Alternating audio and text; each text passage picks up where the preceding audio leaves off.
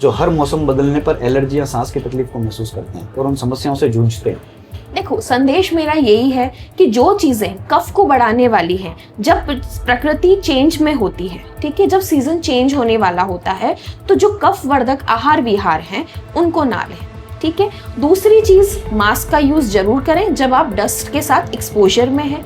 तीसरी चीज, हमें जो है हमारी लाइफस्टाइल या फिर प्राणायाम और इस तरीके की जो योगा अभ्यास है वो हमें जरूर करना चाहिए, तो इसके साथ हम हमारी हेल्दी लाइफ जी सकते हैं। जो आयुर्वेद है वो हमारी प्रकृति के ऊपर, हमारे कफ के ऊपर काम करती है, उसके साथ साथ जो सिम्टम्स आ रहे हैं वो अपने आप ही रिजॉल्व हो जाते हैं, जबकि हम एलोपैथी के अंदर सिर्फ सिम्टम्स पे काम करते हैं। जो पिछले 2-3 सालों से नहीं हुआ था वो 6 मंथ में हो गया।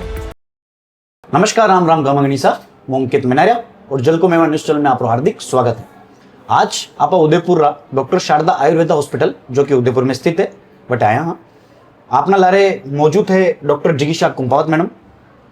आप आना सबू पहला परिचय ला मैम, आपनो परिचय। नमस्कार, मैं डॉक्टर जिगीशा कुंपावत, डॉक्टर शारदा आयुर्वेदा उदयपुर थी। आज मैं बहुत खुश हूँ कि मैंने आज सौभाग्य मिलो है कि आपने साथे मैं मारो एक्सपीरियंस शेयर कर सकूँ, मारो नॉलेज शेयर कर सकूँ। मैं पाछला 1 साल थी मारी सेवाएं अठे दे रही हूँ।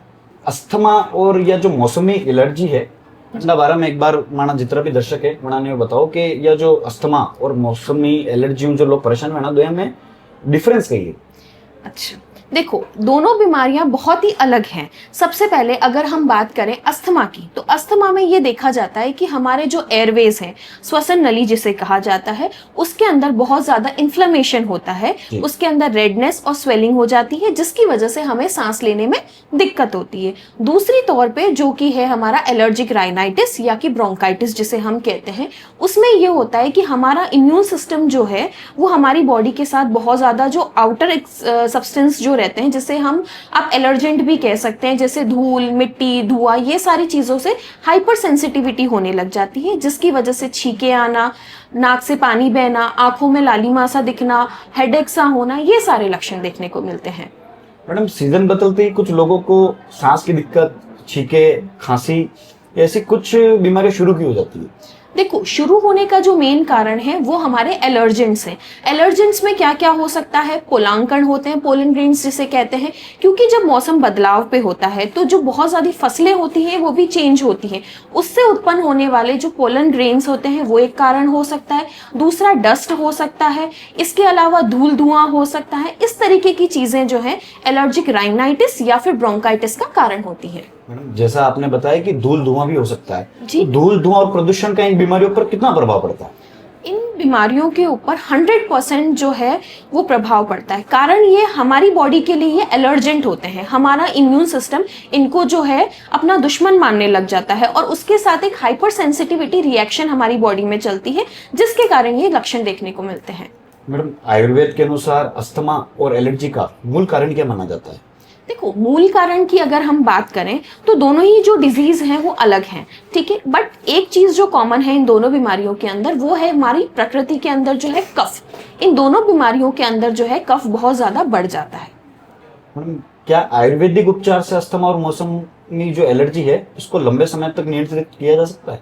जी बिल्कुल, लंबे समय से जो होने वाली हमको एलर्जी और अस्थमा की प्रॉब्लम है उसको आयुर्वेद के साथ बहुत अच्छे से डील किया जाता है। सिर्फ इनहेलर्स लेना इस बीमारी का सल्यूशन नहीं है, हमें डाइट में चेंजेस करना है, ठीक है। उसके साथ साथ कुछ जो हमें जो भाप वगैरह हम लेते हैं, स्टीम इनहेलेशन जिसे हम कहते हैं, वो ले सकते हैं। और साथ ही साथ जो आयुर्वेद की मेडिकेशन है उसको अगर लॉन्ग टर्म में लिया जाए तो इस बीमारी से बिल्कुल निजात पाई जा सकती है। मेनली जो अस्थमा के मरीज है उनको अपने दिनचर्या के अंदर किन किन चीजों का मुख्य तरीके से बदलाव करना चाहिए? देखो, अगर सबसे पहले बात करें खान पान की, तो चावल, केला, ठंडा, खट्टा, दूध, दही, पनीर, कोल्ड ड्रिंक, आइसक्रीम, ऐसे किसी भी चीज का सेवन इनको नहीं करना चाहिए।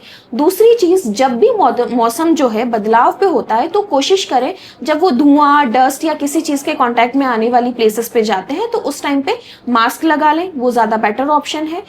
एक चीज वो कर सकते हैं होम रेमेडी के फॉर्म में कि घर के अंदर तुलसी और लौंग के पत्तों को पानी के अंदर अच्छे से उबाल के स्टीम इनहेलेशन ले ले, तो वो काफी जो है फायदेमंद मिलता है। दूसरी चीज एक है आयुर्वेद के अकॉर्डिंग जिसे हम अणु तेल बोलते हैं, या गाय का देसी घी ले लीजिए, या बादाम रोगन तेल, किसी भी चीज का आप यूज करके उसका नस से ले सकते हैं, मतलब नाक के अंदर 1 या 2 बूंद को डालना। मैम क्या बार बार इनहेलर का इस्तेमाल करना सुरक्षित है या इसके साथ आयुर्वेदिक उपचार भी किया जा सकता है? देखिए, बार बार इनहेलर यूज करना मतलब सुरक्षित तो कितनी हद तक हो सकता है, बट एक परमानेंट सोल्यूशन के फॉर्म में नहीं है कि हमेशा बार बार हम जब तक जिए तब तक हम इनहेलर लें, वो नहीं होना चाहिए। अब ये कर सकते हैं कि आयुर्वेद की जो रेमेडीज मैंने आपके साथ पहले डिस्कस की हैं वो फॉलो करते हुए आप साथ में मेडिसिन ले लीजिए। नहीं, जैसे हमारे सर्कल में भी एक मित्र है जी। जिन्हें अस्थमा की प्रॉब्लम है। हम लोग अगर कहीं बार टूर पे जाते हैं और हम उनके घर वालों को हमने सुना है कई बार फोन कर यार तुम टैबलेट भूल गए हो, वो कहते कोई नहीं मेरे पास इनहेलर है। अच्छा। और हम देखते हैं कि जब भी वो चढ़ना शुरू करते हैं तो शुरुआत होने से पहले ही वो इनहेलर ले लेते हैं। कुछ करने वाले हो तो उन्हें लगता है कि यार यहाँ मेरी सांस फूल सकती है, वो पहले ही इनहेलर ले लेते हैं।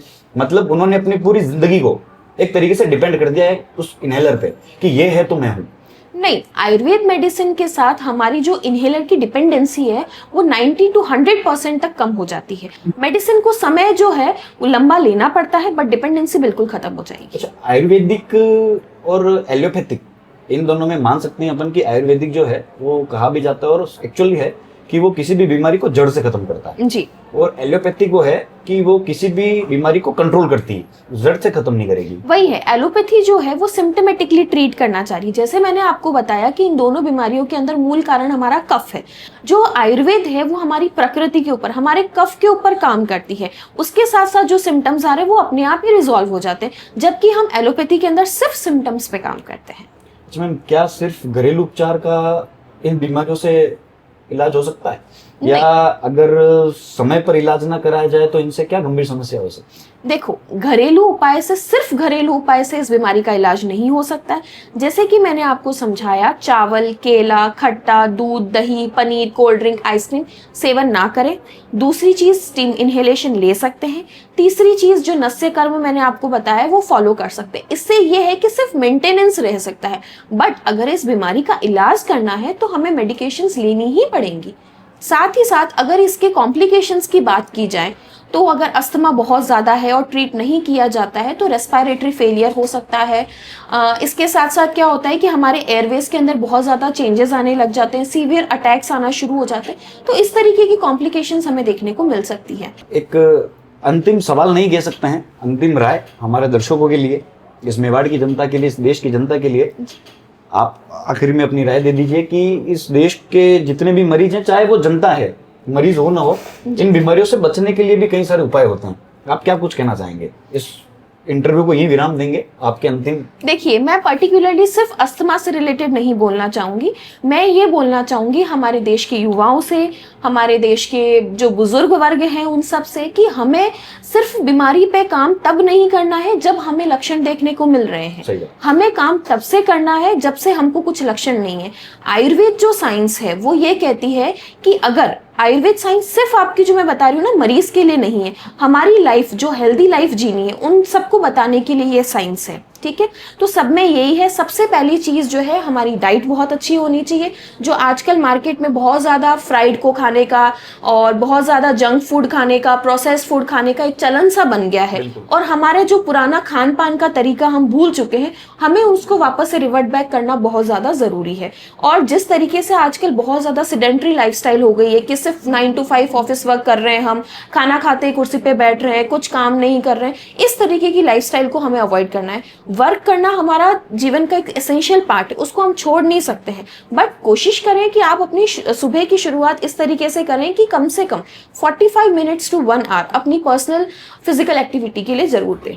कई समस्या भी आ रही है हमारे 2 साल स्किन की दिक्कत हुई, इचिंग वगैरह, तो वंडी रही हमारा। अच्छा, तो अटे इलाज कतरा समय चाल रहा आप? मैं 4 महीना चाल रहा। 4 महीनों कई फर्क लगे आपने? 4 महीना में फर्क पड़ गया। बॉडी पे इचिंग, मौसम चेंज हुए तो इचिंग वगैरह रहती है, पसीनो आतो तो अटे इलाज करा, अटे दवाइयाँ ली थी, मैंने बहुत फर्क पड़ गया। अटे एकदम जेन्युइन काम है, जो है वह चीज़ बताएगा और दूसरी कई चीज़ नहीं बताएगा। मतलब दवाएं भी लिमिटेड लिखी हैं? हाँ, दवाएं भी लिमिटेड और असरदार। सुविधा तो बहुत बढ़िया है, डॉक्टर और नेचर भी बढ़िया है, हर चीज़ फैसिलिटी प्रॉपर मिल रही है। और क्या चाहे? शुभ नाम है आपको? खुश गोस्वामी, कटा रहो उदयपुर। अटे अस्पताल में आज घनी चीज रही बीमारी का इलाज करवाता है। ये अपने मौसम जैसे जैसे चेंज होता है ना, वैसे वैसे दिक्कत होती है शरीर में, खांसी जुकाम वगैरह। ये मतलब ये सीजनल एलर्जी थी सीजनल एलर्जी तो कतरा टाइम हुई एलर्जी री आपने समस्या लगभग 1 साल हुआ है, एक साल हो तो आटे कतरा समय वेगी आपने इलाज कराता था 4 महीना हुई है। 4 महीना अनु पहला आप कटे इलाज करायो तो पहला तो उदयपुर में चल रहा हो लेकिन उधर फर्क नहीं पड़े हो। अच्छा अटे आया रहे केड़े आप जनधन बतायो अनु कतरा समय में आपने इलाज करना शुरू हो गया कि आपने विश्वास आयो कि नहीं यार अटू मारो काम चल 2 महीने में मेरे को लग गया था कि बहुत बढ़िया है, सब कुछ परफेक्ट है, कई दिक्कत वाली बात नहीं है। स्टाफ भी बहुत बढ़िया है, डॉक्टर्स भी बहुत बढ़िया है, बढ़िया व्यवहार वो बात करे, सब चीज़ है और इलाज यहाँ का बहुत बढ़िया है। आयुर्वेदिक जो काम है टोटल इसलिए बढ़िया है। अच्छा कई कुछ कहना चाहोगे अपनी मेवाड़ जनता ने अस्पताल के बारे में बस जो भी युवा उन रहा है मेरी बात, मतलब यही चीज़ कहना चाहूँगा मैं खाली जिसे जल्दी से जल्दी आओ और कोई भी प्रॉब्लम हो आके आपकी प्रॉब्लम यहाँ सोल्व होगी, 100% सोल्व होगी। शुभ नाम है आपको मोनिका भावसार। अच्छा अटे कणी इलाज रे बातें आया तो कहो मैं एलर्जी के इलाज के लिए जो मौसम बदलती होती है ना, छींके आना, आंखों से पानी आना, गले नाक में खुजली आना और फिर धीरे धीरे फीवर भी आ जाता है, उसके इलाज के लिए आई। यह समस्या आपने पहली बार वेरी है पहला भी व्यतीत की है मुझे ये 2-3 सालों से है ये प्रॉब्लम। और अटे इलाज कतरा समय में वेरो आप 6 महीने हो गए मुझे। और अंडा पहला कटे करावता मैंने एलोपैथी ट्रीटमेंट लिया था पर वो जब बस ट्रीटमेंट लेते तब होता है, बाकी फिर वही प्रॉब्लम हो जाती है। लेकिन जब से मैंने यहाँ आयुर्वेदा का ट्रीटमेंट स्टार्ट किया है शारदा आयुर्वेदा से, उसके बाद मुझे काफ़ी आराम है और जब ये अभी मौसम बदला तो मुझे कोई दिक्कत भी नहीं हुई। अच्छा 6 महीने में लगभग आपरे अनेक समस्या को समाधान मिल चुका हाँ बिल्कुल, जो पिछले 2-3 सालों से नहीं हुआ था वो 6 मंथ में हो गया।